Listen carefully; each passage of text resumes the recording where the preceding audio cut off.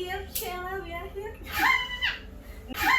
Diana sama Pangeran Charles ya mahal. Lo pengennya yang kayak Suhai Salim dan suaminya ya di KUA doang nih dengan pakai jeans. Wedding dream itu ya balik lagi di presisi dulu maunya kayak apa. Assalamualaikum warahmatullahi wabarakatuh. Hai, gue Vi. Gue Diana. Dan kita dari Deganyana Wedding Services. Jadi topik kita hari ini di episode pertama kita adalah ngomongin Wedding dream. wedding dream. Emang penting?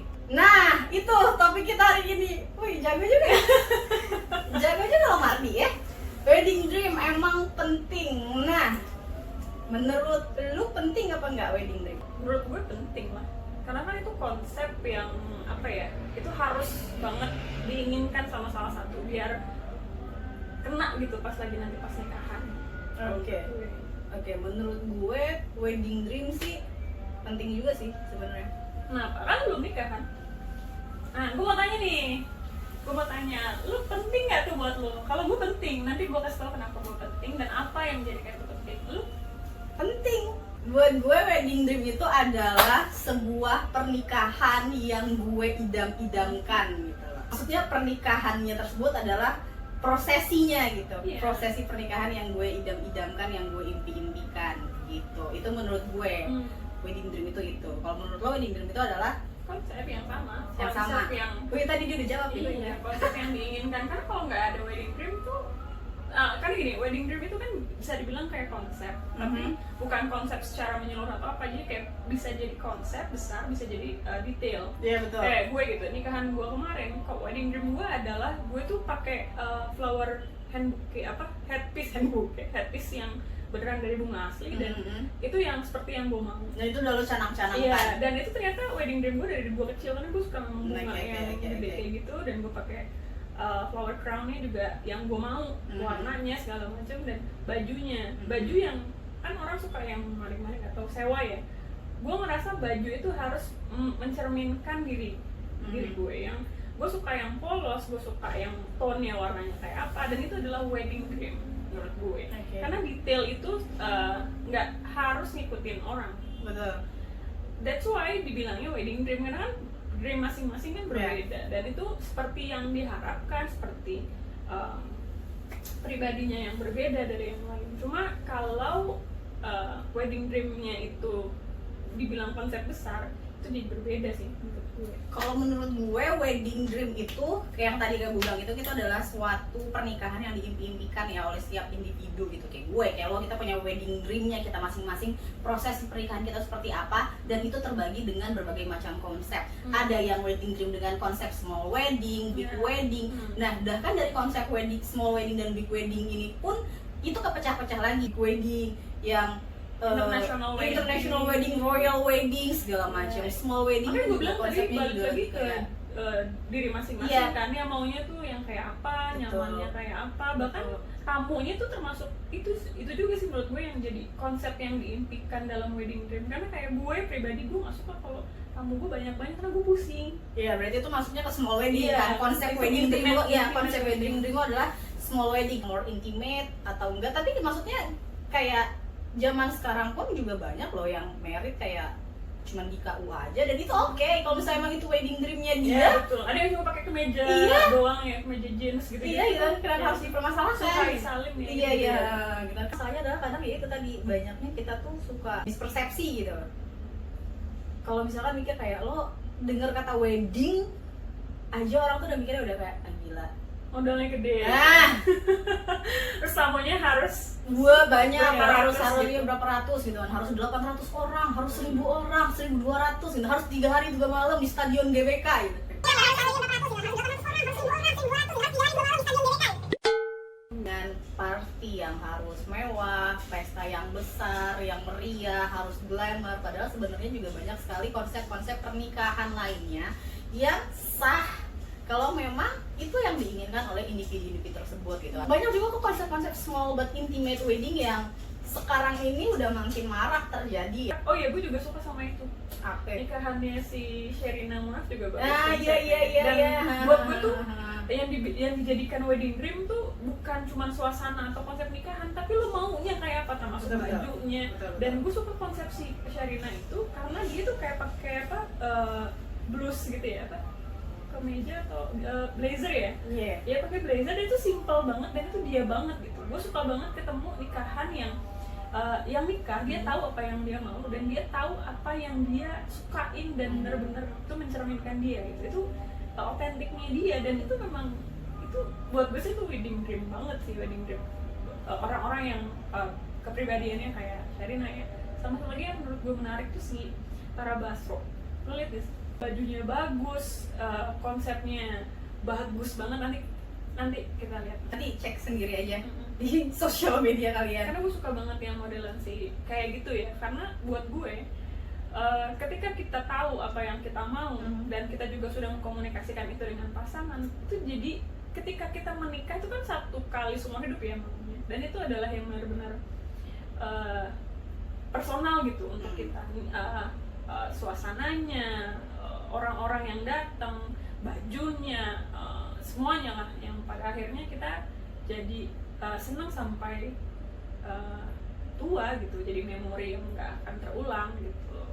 Komunikasi itu penting, salah satunya kayak ya lo married bukan cuma 2 orang. Kadang gini, kita mau married itu bukan cuma antara pengantinnya aja, tapi keluarga juga. Betul. Kayak pengantin mungkin kita punya konsep wedding kayak gini, tapi belum tentu keluarga maunya kayak gitu. Iya nggak sih? Iya, gue yakin banget yang udah Dan yang penentu udah siapa yang membayar itulah yang paling kuat. Siapa yang membayar itu adalah penentu terkuat. Jadi mau siapapun maunya ini maunya itu, tidak. Penentu uang adalah faktor O. Anyway, berangkat dari konsep wedding dream tadi gitu kan, kita ngomongin wedding dream orang-orang ini terinspirasi itu dari wedding orang lain. Salah satunya seleb yang tadi lo bilang ya kan, ada Sherina Munaf, terus Suhai Salim gitu kan, Tara Basro. Itu wedding public figure itu memang mempunyai pengaruh. Kayak waktu pas kemarin Patah Hati Nasional, Habis Daud Raisya and Habis Daud. Gue yang patah hati nasional tuh si itu loh, Song Hye Kyo sama Itu Patah Hati internasional. Oh salah, Satu mancanegara patah hati. si itu juga patah hati Pas nasional. mereka bisa patah hati lagi. Menurut lo, kalau misalnya lo dengar kata wedding dream paling fenomenal, itu yang paling fenomenal siapa? Jadi kalau menurut gue fenomenal versi umum dan versi yang berani beda. Kalau yang umum kan kayak Kate Middleton sama Pangeran William. Banyak sih. Kalau internasional Kate Iya. Middleton, Miranda Kerr pun Oh juga. iya, bagus banget ya. Kayak, Tapi kalau yang berani untuk jadi beda tuh si siapa satu lagi? Meghan Markle. Dia kan nggak ditemenin sama keluarga, nggak ada bapaknya gitu-gitu. Terus dia berani apa ya, menerobos sekat-sekat yang harusnya tidak begitu di kerajaan Inggris. Iya. Dan itu jadi perbincangan. Ya, jadi pro kontra kan? Banget. jadi pro kontra juga. Siapa? Oh, gue tahu. Gue tuh paling suka nikahan yang dari Indonesia tuh Andin. Yang itu loh, yang nikahan di hutan-hutan pinus. Konsepnya tuh bagus banget sih menurut gue. Ya, balik lagi ya, semua itu tergantung ke kepribadian dan lo suka yang kayak apa, yang simple chic atau yang kayak apa. Tapi si Andin itu bagus banget karena dia, yang gue tahu ya, headline-nya dia waktu itu yang gue baca, dia paling gak mau kalau ada bunga di nikahannya dia karena dia udah terlalu males. Jadi waktu dia lempar bunga, dia lempar apa? Daun, dia pakai daun. Jadi ininya tuh daun. Kenapa nggak lempar duit aja sih ke Andin waktu itu? Gue gak tau ya, bisa pakai hati ya. Iya, gitu gue juga nggak dateng loh. Cuman yang gue tahu dia bilang dia nggak mau ada hiasan bunga, jadi dia nggak mau ada bunga. Dan itu buat gue sih konsep yang baru dan modern banget dan bagus banget sih menurut gue. Kalau gue, salah satu konsep pernikahan yang paling gue senengin itu kalau dari artis Korea juga. Dia penyanyi sih, Ihyori. Mungkin kalian suka nonton variety show, kenal sama si Ihyori kali ini, sama si suaminya. Mereka tuh married-nya itu usung konsep yang small and intimate wedding. Si Ihyori ini dia divanya Korea, salah satu divanya Korea. Jadi dia populernya dan influence-nya dia itu di Korea Selatan tuh gede banget. Dia punya rumah di Jeju. Dia tinggal di Jeju. Jadi di saat tahun itu orang-orang semua nikah itu konsepnya mereka pun juga wedding, meskipun lebih praktis ya kelihatannya daripada culture wedding yang ada di negara kita. Tapi di sana pun juga mereka konsep yang terkenal tuh ya konsep glamour wedding, big wedding, luxurious wedding gitu-gitu. Nah di tahun itu si Liori ini tiba-tiba aja dia bikin konsep weddingnya dia tuh small but intimate wedding, yang mana jadi kayak terobosan baru gitu, atau jadi sesuatu yang baru buat masyarakat di Korea bahwa yang eksis loh. Jadi dia tuh nikahnya cuman di pekarangan rumahnya dia doang, Bo. Orang dengan influence yang sebesar itu, dengan impact yang sebesar itu, ngusung pernikahan small but intimate wedding di tengah-tengah maraknya pernikahan-pernikahan yang glamour, itu justru jadi suatu a bit of fresh air gitu buat masyarakat gitu kan. Dan impactnya mereka nggak main-main gitu kan, sampai wedding organizer di sana tuh sampai struggling bisnisnya karena mendadak calon kliennya mereka merubah konsep. Merubah konsepnya gitu kan. Oh nggak jadi deh gitu kan, seserius itu gitu loh. Nah itu adalah salah satu, menurut gue itu adalah suatu bukti bahwa memang influence dari public figure itu besar banget. Fun fact yang harus teman-teman tahu, nggak harus sih, maksudnya buat lucu-lucuan aja. Tradisi white gown di Eropa dan Amerika itu terinspirasi dari gaun yang dikenakan Ratu Victoria di tahun 1840-an. Nah, jadi pada masa sebelum itu tuh orang-orang nikah pakai apa ya? Baju adat kan? Kita selalu pikir gitu kan, kalau identik wedding internasional tuh pasti pakai gaun putih. Lu pernah terpikir nggak sih ya kan, dari mana asalnya gitu, kenapa harus putih gitu kan, siapa? Nah itu ternyata awal itu inspirasi itu dari Queen Victoria di tahun 1840. Dan jadi pada masa itu tuh, di tahun 1840-an itu tuh, di era Victorian itu tuh, ya lu tau era Victoria kayak apa ya kan, masa itu busana putih itu hanya dipakai sama kaum elit dan bangsawan. Namun setelah Perang Dunia usai dan kondisi ekonomi dunia semakin membaik, akhirnya masyarakat juga bisa gitu kan menggunakan gaun pernikahan warna putih itu di pernikahan mereka. Sebelum itu mereka cuma bisa ngimpi doang, Bro. Emang berarti mereka nggak ada yang nikah? Karena kan kalau di zaman Victoria itu kan kaum itu kan mereka kan golongan apa? Golongan pekerja, Mak. Lu cuma golongan pekerja, jangan ngimpi, kecuali lu golongan aristokrat, golongan bangsawan. Oh, maksudnya mimpi untuk nikahnya dirayakan? Gitu, karena sesusah itulah. Tapi maksud gue, kalaupun mereka pun tidak dirayakan, tapi emang mereka nggak pantas pakai gaun putih? Karena nggak ada duit buat beli si gaun putih itu, jadi kayak privilege. Jadi kayak gaun putih itu dulu tuh cuman privilege-nya orang bangsawan, privilege-nya aristokrat. Jadi golongan-golongan pekerja tuh ya, golongan-golongan pekerja kayak kita nih. Kita nih lahir di zaman Eropa dan Victorian, kita juga bukan jadi orang Eropa. Pokoknya intinya kalau kaum kayak kita nih jadi orang Eropa gitu, golongan pekerja, kita nggak bisa pakai baju putih di hari pernikahan kita tuh mimpi. Soalnya kalau di Indonesia juga mostly pakai adat yang kayaknya nggak warna putih ya? Nggak dong, karena kita kan punya culture kita sendiri. Menurut lu, konsep-konsep wedding dream tersebut untuk mewujudkan wedding dream itu apakah harus mahal atau enggak? Balik lagi ke lu maunya wedding yang kayak apa sih? Wedding dream itu ya balik lagi di presisi dulu, maunya kayak apa, impiannya kayak apa. Yang kayak Suhai Salim dan suaminya ya di KUA doang dengan pakai jeans dan kemeja doang yang murah gitu. Atau lu mau pakai yang ala Sherina Munaf dan suaminya di rumah tapi intimate, ya balik lagi semua balik ke budget, balik ke maunya kayak apa. Wedding dream itu ya balik lagi di presisi dulu, maunya kayak apa, impiannya kayak apa, dikomunikasikan ke pasangan, ke keluarga, dan ke situasi dan kondisi saat ini, dan ke wedding organizer juga. Iya betul.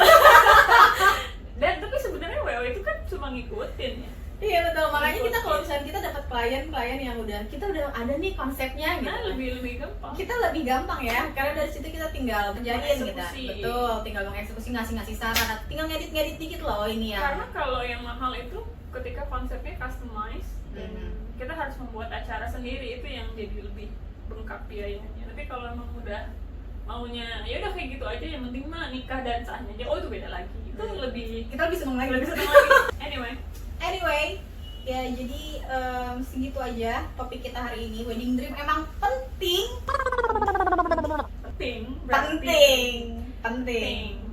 supaya kalian nggak los banget lah. Jadi kalian minimal punya arahan kemanakah dan bagaimanakah pernikahan nantinya. betul. Tapi apakah untuk merealisasikannya benar-benar penting atau tidak, nah itu beda cerita lagi. Itu beda cerita lagi. Oke, anyway, segini aja dulu obrolan dari gue dan juga Diana hari ini. Mudah-mudahan bermanfaat. Kalau nggak bermanfaat ya udah ya, coba dicek episode berikutnya, siapa tahu episode berikutnya bermanfaat. Ada yang berguna gitu. Ya kita nyinyir jadinya. Nah, jangan lupa juga untuk cek linknya The Ganyana Wedding Services. Itu ye. Juga cek di website Dan sosial media kita, linknya nanti kita taruh di bawah ini. Kalau misalkan kalian suka videonya, silahkan di like. Kalau kalian nggak suka videonya, ya udah jangan di thumbs up ya. Dan jangan lupa juga komen, share, dan subscribe videonya kalau kalian mau. Kalau kalian nggak mau, ya udah nggak usah julid ya. skip aja. Skip aja.